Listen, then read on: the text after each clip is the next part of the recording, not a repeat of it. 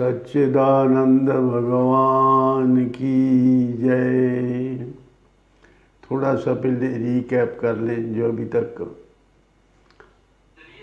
चर्चा की है हमने, वो यही हमने समझने की कोशिश की है गीता जी के आधार पर कि शरीर और आत्मा दो का जोड़ा है जीवन। आत्मा और शरीर दोनों अलग अलग गुण धर्म वाले हैं। इनमें से एक जो है वो सब्जेक्ट है और दूसरा ऑब्जेक्ट है। एक वो है जो देखता है, दृष्टा है, और दूसरा वो है जो दिखाई देता है। शरीर दिखाई देता है, शरीर दिखता है, शरीर देख नहीं सकता। अगर शरीर देख सकता होता तो मरे हुए आदमी का शरीर भी देखता, क्योंकि आंखें तो उसमें हैं, सारे अंग अवयव वैसे ही हैं जैसे वो जिंदा होते वक्त थे। लेकिन उसमें देखने वाली चीज़ जो थी, जिसको दिखाई देता था, वो तत्व अब उसमें नहीं रहा।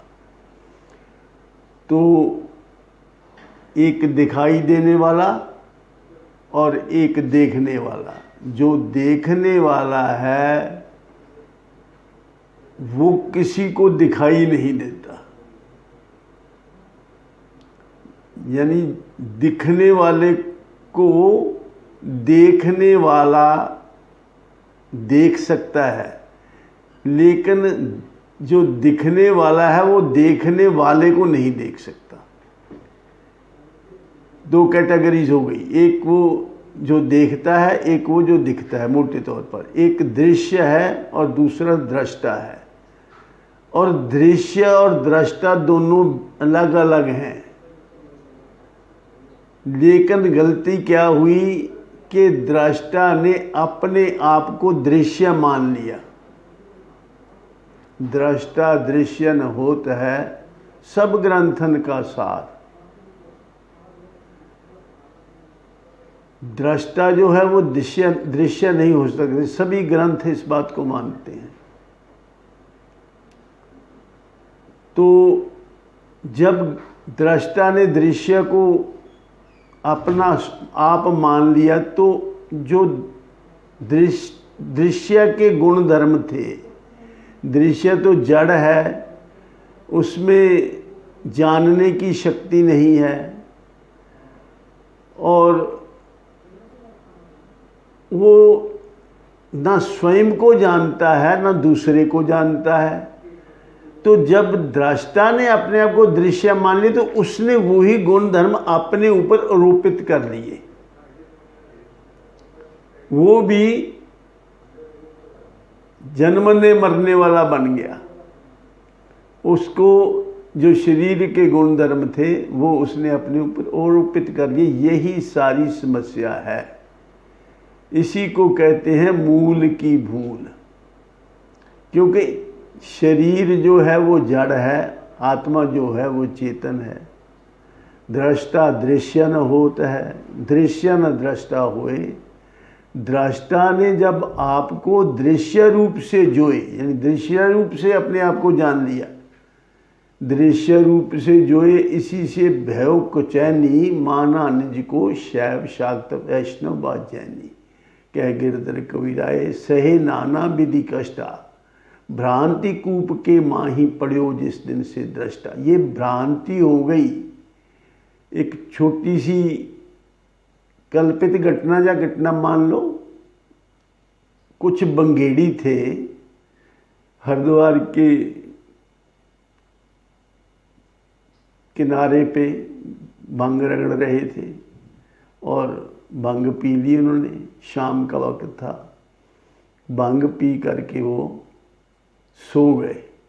सोने से पहले जो बंगेड़ी थे उन्होंने ये निश्चय, एक बंगेड़ी जिसकी कुंडी सोटा जिसके पास था, उसने ये सोचा कि मैं सो जाऊंगा तो मेरा कुंडी सोटा कोई उठा के ना ले जाए। उसने वो कुंडी सोटा अपने शरीर के साथ बांध लिया और सो गया। जब सोया हुआ था, सुबह उठा सुबह जागने के बाद देखा कि कुंडी सूटा नहीं है उसके शरीर पर। पास में ही कोई दूसरा बंगेड़ी था, उसने कुंडी सूटा उसका उतार के अपने शरीर के साथ बांध लिया।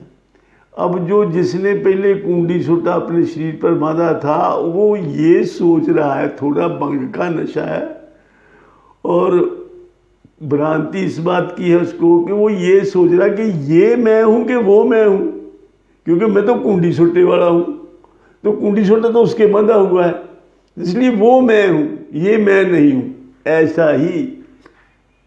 ऐसा ही चेतन को भ्रमित कर लिया माया ने। जहाँ उसको भांग ने भ्रमित किया, यहाँ हमें माया ने भ्रमित किया। माया के कारण हम अपने आप को शरीर मानने लग गए। हमने अपनी पहचान जो थी शरीर के साथ बना ली। We are not the body, we have the body, ये बात हम भूल गए। अब बॉडी तो कई बार मरे हैं, शरीर कई बार त्यागा है, लेकिन मैं शरीर हूं ये भाव नहीं त्यागा। अंतःकरण पे ये भाव, ये मान्यता दृढ़ हो गई कि मैं शरीर हूं। शरीर छूटने के बाद भी ये मान्यता नहीं जाती कि मैं शरीर हूं। तो इसी मान्यता के कारण, गलत मान्यता के कारण हम बार बार शरीर धारण करते हैं, जन्मते हैं, मरते हैं, अपने आप को जन्म मरने वाला मानते हैं, क्योंकि हमने शरीर के धर्म को अपना धर्म मान लिया। तो इसी को हमने अभी तक ये समझा है। गीता जी के 13वें अध्याय में भगवान ने क्षेत्रज्ञ के तरीके से ये समझाया है कि शरीर खेत है, क्षेत्र है, इसमें कर्मों के बीज बोए जाते हैं, उसके अनुसार फल लगते हैं, और इसको जो शरीर का स्वामी है, जो इसको जानता है, वो क्षेत्रज्ञ है। क्षेत्रज्ञ के अंतर को भगवान ने अच्छी तरीके से 13वें अध्याय में समझाया है। और अंत में इसी अध्याय के लास्ट मंत्र 34वें मंत्र में भगवान ने ये कहा, क्षेत्रज्ञ योर ज्ञानम यत्तज ज्ञान। 34वें मंत्र में ये किया है, क्षेत्रज्ञ के अंतर को जो जानता है। क्षेत्रज्ञ योरेव मंतरम ज्ञान चक्षुषा भूत प्रकृति मोक्षम च ये विदुर जानति ते परम।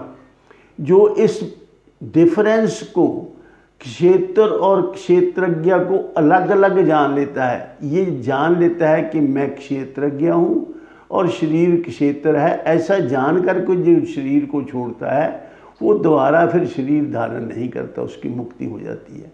तो इस ज्ञान को जानने का, जानकर, समझकर, मानकर, इसको अनुभव कर लेने का ये लाभ होता है कि आदमी को दोबारा शरीर धारण नहीं करना पड़ता, जिसको हम मुक्ति कहते हैं।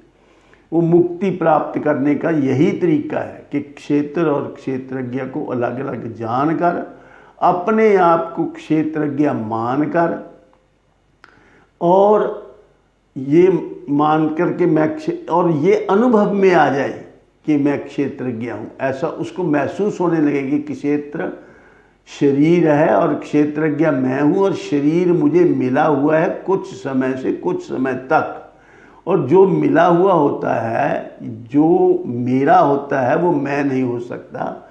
ये सारी बातें जब उसके अनुभव में आने लगी, जब वो अपने आप को शरीर से अलग मानने लगे, समझने लगे, अनुभव करने लगे, तो उसी को जीवन मुक्त कहते हैं। और ऐसे जो ऐसा जानकर शरीर को छोड़ता है उसका दोबारा जन्म नहीं होता। तो ये तो है इस ज्ञान को जानने का लाभ। अब इसको कैसे जाने? क्षेत्र को तो हम जान लेते हैं क्योंकि ये दिखाई देता है, और क्षेत्रज्ञ को जानने के लिए हम चर्म चक्षुओं से दिखाई नहीं देता, उसको ज्ञान चक्षुओं से जाना जाता है। तो कैसे उसको जानना, इसके बारे में आगे चर्चा करेंगे। फिर इन शब्दों के साथ मैं अपनी वाणी को विराम देता हूँ। आप सबके कल्याण की कामना करता हूँ और आपसे अनुरोध करता हूँ कि मेरे YouTube चैनल को आप सब्सक्राइब करिए, शेयर करिए, लाइक करिए।